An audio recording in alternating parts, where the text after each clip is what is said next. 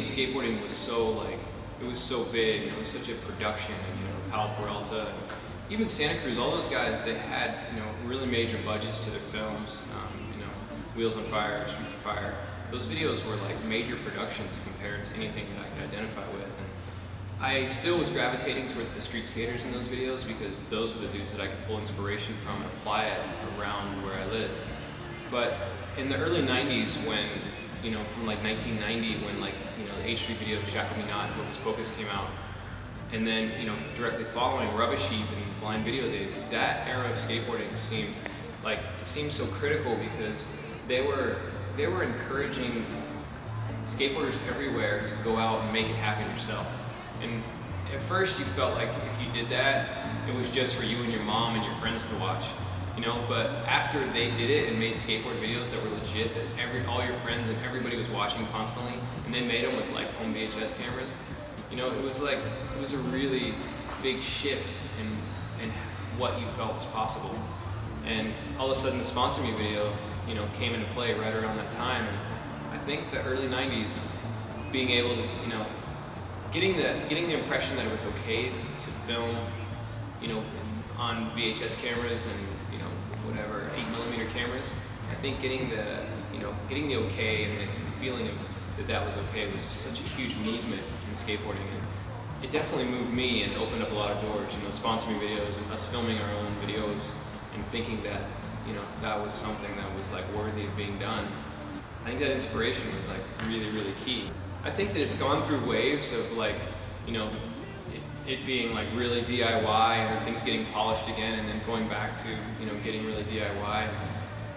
I think we are still, that still has an impact on what we're doing now, but now things are getting more polished again with HD, and there's definitely a distinction between, a Sponsor Me video and, what the videos that all the companies are making. Just the fact of the equipment getting a lot more expensive and getting a lot more, status quo, HD status quo now.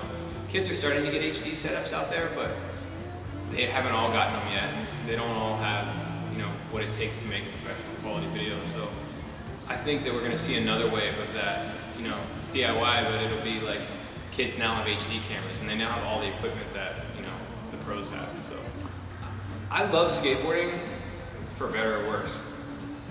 And I think there are certain elements that kind of weird me out about where things are at right now, more, we need faster information, but that's the information age and that's the age we're in. Skateboarding is just, just progressing accordingly, to the times we're in. But I mean, there's certain elements that kind of weird me out a little bit, kids are so hung up with being sponsored, and again, it goes through waves. Now they're really hung up on what type of gear you have and what type of shoes you have and whatnot. And I mean, that was an issue when you were a kid, but individualism was supported a lot more. It seems as if you don't have certain shoes or a certain style and a certain kit, you're super cut again. It's very similar to the early to mid 90s, and I think it's time for a new generation to kind of break that mold as well.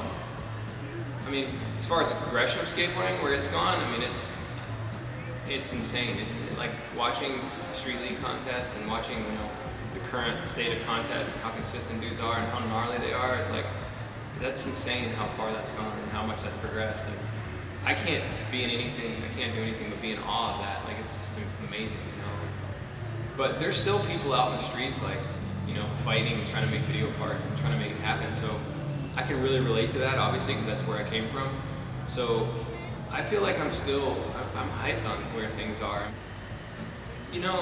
I think my biggest contribution to skateboarding is similar to what Chris Markovich did for me, and that's to prove that, you can come from an unlikely place, and if you work hard enough, and if you apply yourself, and you can make it happen.